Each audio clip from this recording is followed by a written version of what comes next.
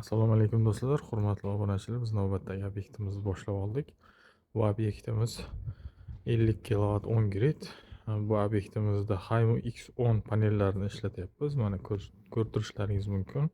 Bu yerda 645 wattli panellardan qo'yib beryapmiz. Mana shu mashhur Haymo X10. Ko'pchilik qiziqish bildiryapti bu panelga. Dizayni ham o'zgacha, ya'ni qop-qora. Unda chiziqlari yo'q, ya'ni o'sha simlari tagidan yurgan. Bu ikki tomonlama. Orqa tomonda. Bu orqa tomondan yurgan simlari hammasi.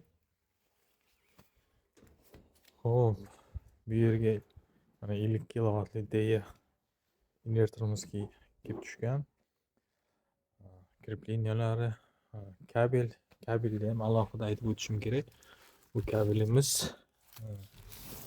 o'sha eng yaxshi, hozir bozordagi eng yaxshi kabellardan, lider kabellari 1/6.